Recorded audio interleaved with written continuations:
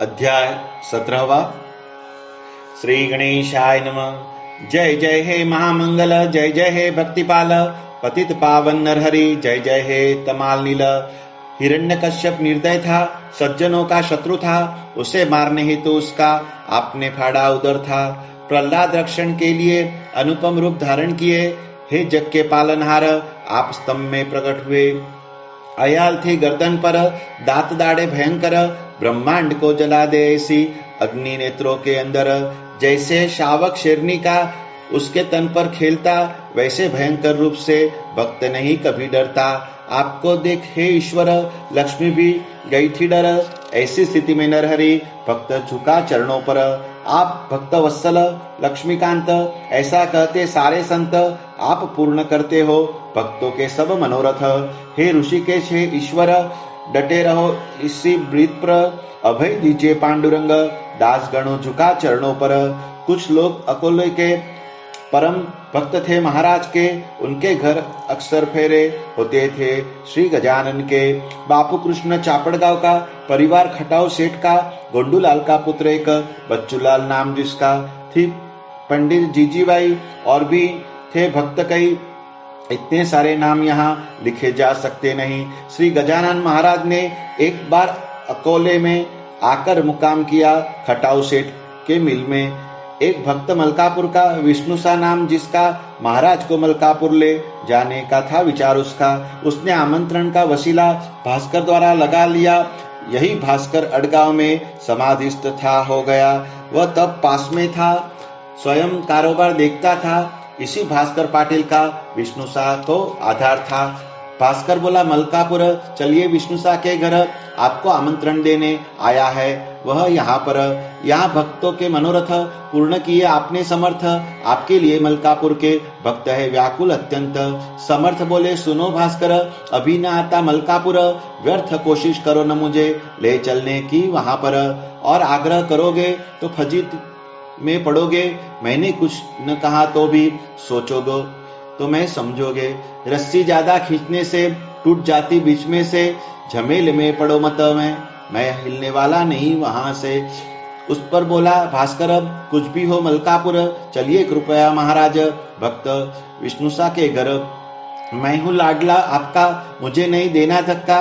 मैंने उसे वचन दिया आपको लेकर आने का।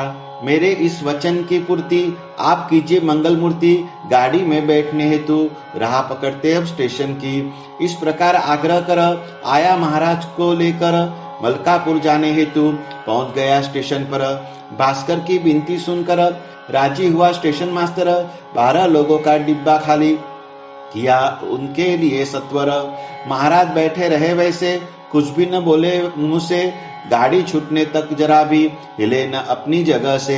तो गाड़ी था खाली किया, वह उन्होंने छोड़ दिया। महिलाओं के डिब्बे में शीघ्र प्रवेश कर लिया। तो मूर्ति देख दिगंबर महिलाएं गई डर, शिकायत करने लगी पुलिस के पास पहुंचकर। एक पुलिस का अफसर गया पहुंच वहां पर, महाराज को नीचे खींचने लगा हाथ पकड़कर। अरे नंगे पीर पागल, कहाँ गई है तेरी अक्कल? उस डिब्बे में बैठा जिससे बैठती महिलाएं केवल, झटक कर उसका हाथ वही बैठे दीनानाथ। अफसर के प्रति भय की मन में जरा न थी बात। अफसर ने फिर छोड़ा हाथ, स्टेशन मास्टर से की बात, महिलाओं के डिब्बे के पास आप चलिए मेरे साथ। डिब्बे के पास दोनों पहुंचे, तब उन्होंने देखा ऐसे, महिलाओं के डिब्बे में महाराज आराम से बैठे। स्टेशन मास्टर ने अफसर से भाषण फिर किया ऐसे, जाने दीजिए आप इन्हें इसी डब्बे में बैठे बैठे।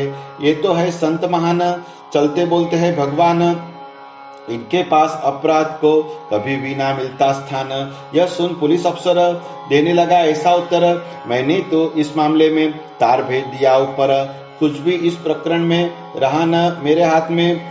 अब आप करना जो भी आपके आए मन में। टोपी अपनी उतार कर फिर वह स्टेशन मास्टर विनती करे महाराज को अति आदर दिखाकर, महाराज हमारी सुनिए, नीचे उतर आइए, कायदे और कानून के बारे में भी सोचिए। महाराज नीचे आए, उत्तर हुआ मुकदमा उनके ऊपर। जेठाल साहब के कोर्ट में कानून के मुद्दे नजर। मुकदमा दायर हुआ, सुनवाई का दिन तय हुआ, शेगांव में पूछताछ का काम भी प्रारंभ हुआ। तब बापू साहब जठार पूछताछ करने वहां पर पहुंचे शेगांव में और डाक बंगले में गए ठहर। वेंकटराव देसाई थे, अकोले में रहते थे। कुछ काम के कारण वहां वे भी आकर पहुंचे थे। महाराज के मुकदमे की खबर गांव में फैली थी, अतः शेगांव की जनता बंगले पर जमा हो गई थी। देसाई ने बापू साहब से प्रश्न किया उत्सुकता से, कौन सा खास मुकदमा है? भीड़ जमा हुई जिससे बापू साहब बोले देसाई को, भीड़ का कारण आपको ज्ञात नहीं, इस बात का हो रहा आश्चर्य मुझको। आपके गजानन समर्थ घूमते रहते निर्वस्त्र। अब अतः पुलिस ने उस पर दाखिल किया आरोप पत्र। आज उसकी सुनवाई होने की है, घड़ी आई। लगता मुझे इसी कारण जनता इतनी जमा हुई। सुनकर यह भाषण हुआ दुखी उसका मन, हाथ जोड़कर मुकदमा रोकने किया निवेदन। श्री गजानन साधु की योग्यता है महानति, वे तो प्रत्यक्ष ही देखो मूर्ति है भगवान की। उन्हें विदेही पुरुष जानना, बंधन उन्हें कोई है ना, वंदनी है सभी को योगियों का योगी राणा। मुकदमा दायर किया यही पुलिस ने से भूल हुई, उस भूल की दुरुस्ती कीजिए अब आप ही। जठार बोले, वकील को आप जानते कानून को, इस बार पर सोचना चाहिए था पुलिस को। कहाँ एक कर्मचारी को बुला भेजो महाराज को। यह सुनकर उसने भेजा जवान पुलिस को। यह बोला, स्वामी जी को चलना है कचहरी को, अफसर ने मुझे भेजा आपको ले जाने को। सीधे ढंग से चुपचाप चलना है मेरे साथ, फजीत न कर लेना, घसीटूंगा पकड़ हाथ। महाराज बोले, फिर उससे उठेंगे ना हम यहाँ से, दिखा देना सिपाहीगिरी, हाथ पकड़कर हाथ से। हाथ सिपाही का पकड़ा, वह नहीं सका छुड़ा, ताकत के दबाव से रक्त प्रवाह बंद पड़ा। दर्द भयंकर होने लगा, जी भी घबराने लगा। सिपाही खड़े खड़े ही वहां तिल मिलाने लगा। सिपाही को देर हुई तो भेजा वकील देसाई को। बापू साहब जठार ने महाराज को ले आने को बोले, आप स्वयं जाइए, महाराज को ले आइए, बंगले के पास व्यर्थ न भीड़ जमने दीजिए। उतने में आई खबर, पुलिस का पकड़ा है कर। महाराज ने सहजता से बिठाया एक जगह पर। देसाई पहुंच गए वहां, उनके भक्तों को ऐसा कहा, महाराज को पहना दो तुम धोती अब यहाँ। यह सलाह सबको भाई, महाराज को धोती पहनाई, लेकिन महाराज ने वह खोल दी रास्ते में ही। वैसे ही पहुंचे कचहरी में, शिष्य भास्कर था साथ में। उन्हें देख बापू साहब ने एक कुर्सी दी बैठने। महाराज बैठिए यहाँ पर, विवस्त्र घूमते क्यों दाव भर, ठीक नहीं है ऐसा घूमना दिन रात हर प्रहर। विवस्त्र घूमना अपराध हुआ, कानून ने है ये तय किया, विवस्त्रता छोड़ दीजिए ऐसा उन्हें आग्रह किया। यह जठार का भाषण महाराज ने लिया सुन। उत्तर देने हेतु फिर हास्य वदन से कहा वचन, तुम्हें क्या है लेना देना, जल्दी मेरी चिलिम भरना, व्यर्थ बातों का अकारण ज्यादा महत्व नहीं देना।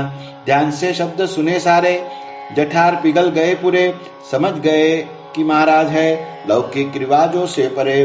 भागवत के ऋषभदेव है अथवा शुकाचार्य है या फिर है वामदेव का दूसरा अवतार है, निजानंद में सदारथ है, निश्चित ये जीवन मुक्त है।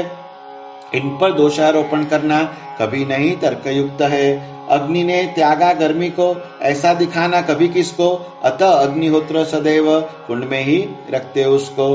अग्नि को देव समझ कर रखा कुंड के बाहर, अग्नि का दोष नहीं होगा अगर जला दे पूरा घर।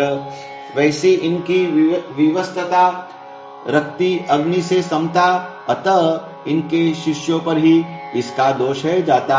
महाराज अग्नि का है रूप, वस्त्र कुंड का है रूप, वस्त्र रूप कुंड में उन्हें रखते तो सबको ही मिलता सुख। बापू साहब ने पूर्ण रूप से सोचकर इस प्रकार से अपना निर्णय जाहिर किया। श्रोताओं सुनिए ध्यान से। महाराज मूलतः जीवन मुक्त, उनको रखना व्यवस्थित भास्कर का कर्तव्य था, जो किया न उसने। बात है सत्य, अतः 5 रुपए जुर्माना होगा भास्कर को भरना। ऐसा जठार के सामने पूर्ण हुआ मुकदमा। समर्थ बोले, हे भास्कर, अब आग्रह इस प्रकार आगे करोगे क्या मुझे? फजीहित अपनी कर। भास्कर कुछ बोला नहीं, बैठा रहा मौन ही। सभी भक्तों ने मिलकर विचार तब किया यही, अग्निरथ में बैठा कर अब इन्हें जीवन भर ले जाएंगे नहीं, क्योंकि बाद होता है अतिहर। शेगांव में इसके बाद जारी रहा यही रिवाज, बैलगाड़ी में बिठाकर ही ले जाए गए महाराज। ऐसे ही आकोले में एक बार पहुंचे गजानन शुभंकर और जाकर बापूराव के सदन में गए ठहर। तब एक यवन जाति का साधु मेहताब शाह नाम का मूर्तिजापुर के पास के था कुरुम गांव का। उसने बापू साहब से कह दिया था पहले से, महाराज अकोले आएंगे तब बुलावा भेजना मुझे कुरुम से। श्री गजानन साधुवर अकोले में आने पर बापूराव ने कुरुम को भेजा आदमी सत्वर। प्रकार इधर हुआ ऐसा, निकल पड़े मेहताब शाह अकोले को महाराज से मिलने के लिए मनीषा। अकोले का आदमी जो आया था ले जाने को, ठीक वह आदमी ही बीच रास्ते से मिला उसको। वह मिलते ही रास्ते में अपनी मधुर भाषा से उसे ऐसा प्रश्न पूछा।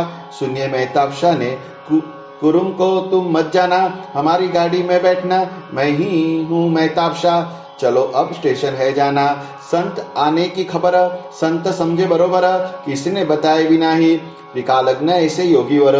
2-4 यवन थे मेहताब शाह के संगत में, सारे आकर ठहर गए बापूराव के घर में। चमत्कारिक रूप से महाराज वहां जा पहुंचे। अगले दिन प्रातः काल में मेहताब शाह थे जहां बैठे। मेहताब शाह के बाल पकड़कर उसे मारना दिया शुरू कर।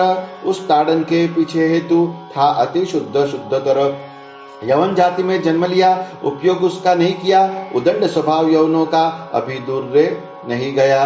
प्राणी सारे मृत्यु लोक के ग्रस्त होंगे चिंता से, तत्वघात जैसे अनर्थ होंगे इस उदंडता से।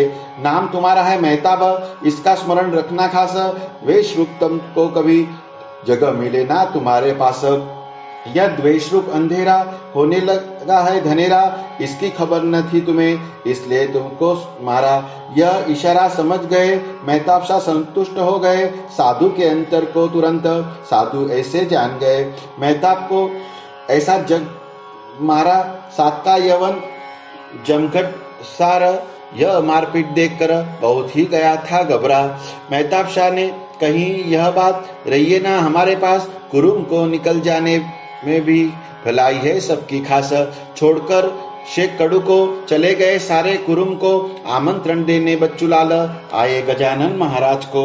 ऐसा बोले, हे दयागन, करने के लिए भोजन दास विनती करता है, चलिए हमारे सदन। दूसरे दिन तांगे में बिठाकर ठाट में बच्चूलाल महाराज को लाए अपने सदन में। पता नहीं क्यों महाराज ने मना कर दिया उतरने। सारे चिंताग्रस्त होकर कारण इसका लगे ढूंढने। तांगा वैसा ही पलटा कर लाए बापूराव के घर। विचार करने लगे सारे महाराज की कृति पर। आमंत्रण तो लिया कल, उतरते न आज जमीन पर। इस पर विचार करने लगा हर कोई अपने स्तर पर। बोला फिर उन सब में होशियार जो था, उनमें इस बात का रहस्य आया मेरी समझ में। छोड़ दिया मेहताब को, बुरा लगा महाराज को, भूल गए हम देना उन्हें आमंत्रण भोजन करने को। अब उन दोनों को लेकर एक तांगे में बिठाकर ले आएंगे हम, तभी दोनों आएंगे यहाँ पर। ऐसा ही हुआ वास्तव में। दोनों को लाए जुलूस में। मेहताब शाह को ठहराया मंदिर में के पास थिएटर में। श्री राम जी के मंदिर में महाराज उतरे प्रारंभ में, पर बाद में वे ही उठकर चले गए थिएटर में। सभी का हो गया भोजन। मेहताब शाह ने कहे वचन, लोगों पंजाब का टिकट लाकर मुझे देना प्रथम। मेहताब शाह फकीर से शेख कड़ू बोला ऐसे, कुरुम की मस्जिद अधूरी छोड़कर जाओगे कैसे? मस्जिद पूरी बांधकर पंजाब जाइए निकल, उचित नहीं आपका जाना काम अधूरा छोड़कर। मेहताब शाह शेख कड़ू से बोलने ऐसा अति प्रेम से इस समय व्यर्थ तुम आग्रह ना करो मुझे। गजानन की आज्ञा है, मुझे पंजाब जाना है, पल भर भी अब यहाँ असंभव मेरा रहना है। महाराज श्री गजानन मस्जिद अवश्य करेंगे पूर्ण, विश्वास कीजिए यह मेरा सत्य साबित होगा वचन। धर्म में अपना और पराया भेद कभी नहीं किया, सर्वधर्म समभाव मर्म संतों ने है समझाया। मंदिर मस्जिद का फर्क बढ़ाओ ना कर ऐसे तर्क, फर्क बढ़ने से अवश्य होगा दोनों का ही बेड़ा गर्क। सामान मंदिर मस्जिद का एक ही तो है होता, आकार की भिन्नता पर जग में झगड़ा क्यों बढ़ता। अगर यवन है खुदा का तो क्या हिंदू है बुद्ध का, इंसानियत बनाए रखने करो विचार इस बात का, तभी सबका होगा कल्याण। हिंदू और मुसलमान एक ही भगवान से हुए हैं दोनों निर्माण, स्वधर्म का करो सम्मान, प्राणों से भी मानो महान, पर विधर्मी के लिए भी मन में रखना होगा मान। जब तक ऐसा नहीं होगा सुख दूर दूर रहेगा, जाओ गजानन की कृपा से मस्जिद का काम पूर्ण होगा। मेहताब शाह निकल गए फिर इधर नहीं आए, हिंदू मुस्लिमों ने इस पर विचार करना चाहिए। मेहताब शाह को यद्यपि समर्थ ने मारा अति, द्वेष नहीं था जरा सा भी, मन में थी विशुद्ध मति। भोजन को मेहताब बिना गया नहीं योगी राणा, इस बात पर श्रोतागणम आप अवश्य गौर करना। अस्तु। इस बापूराव की पत्नी त्रस्त रहती थी, सज्जनों उसे होती सदा बाधा भानामती की। कभी माथे कुंकु लगता, कभी गला ही दब जाता, कभी तो बदन पर ही वस्त्र जलने लग जाता। पिलावे के कभी पीठ पर निशान भी आते उभर, कभी अग्नि दिखाई दे सूखते हुए वस्त्रों पर। बापूराव की पत्नी भानामती से त्रस्त हो गई, अन्न जल पचे नहीं, अति अशक्त हो गई। भानामती भगाने को अकोले से जानकर को बुला लाए, पर फायदा हुआ न उसकी पत्नी को। पैसा बहुत खर्च किया फिर भी गुण नहीं आया, आखिर वह थक कर महाराज की शरण आया। महाराज यह भानामती पत्नी को है बहुत सताती, थक गया हूं मैं कोई युक्ति काम नहीं आती। आज पड़े हैं गुरुवर आपके चरण मेरे घर, वहीं पर यह भानामती कैसे सकती है ठहर। पंचानन जिस कानन में आ गया हो निवास करने, वहीं पर सियार कैसा आए शेखी बधारने। कस्तूरी की महक जहाँ, भानामती की दुर्गंध वहां कैसे रह सकती है, देखिए महाराज यहाँ। यह विनती सुनकर महाराज ने कृपा कर अपनी ममतामयी नजर डाली उसकी पत्नी पर। दूर भाग गई तभी श्रोता उसकी भानामती, सिंह के आगे कीमत वानर की नहीं होती। एक बार निकले घूमने महाराज पहुंचे आकोट में, बंधु अपना समझकर नरसिंह जी से मिलने। उनके मठ के पास भला कुआं एक था बड़ा, महाराज जाकर बैठ गए उस कुएं पर, वहां पांव नीचे लटका दिए और अंदर झांकते गए। कुएं के जल को फिर बार बार देखते गए। उनकी यह कृति देख साशंक हुए लोग अनेक। नरसिंह महाराज ने पूछा, ऐसा क्या रहा है देख। गोदा यमुना भागीरथी यहाँ आपके लिए आती, और कितने तीर्थ है जानने चाकने की इच्छा होती। तीर्थ आपको स्नान कराते, हम ऐसे ही रह जाते। ऐसा क्यों है, ये तीर्थ आज हमें भी स्नान करा दे। उन्होंने स्नान कराए बिना यहाँ से मुझे ना हिलना। उनका यह भाषण सुन लोग तर्क करते नाना। वास्तव में यह है सिर फिरा, इसके पीछे शेगाव सारा कैसा लगा पता नहीं। रुको माजरा देखो पूरा। तब फिर निमिष में उबाल आया पानी में, एक पल में लबालब पानी भर गया कुएं में। हजारों फंवारे से जल उस कुएं से निकल श्री गजानन महाराज के बरसने लगा शरीर पर। बोले, सबको दया निधान, आइए करने को स्नान। कुएं में उतरने का अब नहीं रहा है काम। गंगा यमुना गोदावरी आई ऊपर नदियां सारी, फटाफट स्नान कर लो, सरिता है पावन खरी। स्नान किया भाविकों ने, गर्दन झुकाई निंदकों ने। यह अद्भुत प्रकार देखा जब वहां सबने, संत जो कुछ भी चाहते वह चक्रपाणी पूर्ण करते। संतों की वाणी को कभी असत्य ना होने देते। महाराज स्नान से उठे जैसे उबाले बंद हो गए वैसे, तले तक पहुंच गया पानी हो गया पहले जैसे। नरसिंह जी से मिलकर निकल गए गुरुवर, शेगांव को पहुंच गए मनोवेग के अश्व पर। स्वस्ति श्री दास गणो विरचित श्री गजानन विजय ग्रंथ, तार लेगा भवाब्दी में सुनिए जी भाविक भक्त। शुभम भवतु। श्री हरि हरार्पणमस्तु। इति श्री गजानन विजय ग्रंथस्य 17 अध्याय समाप्त।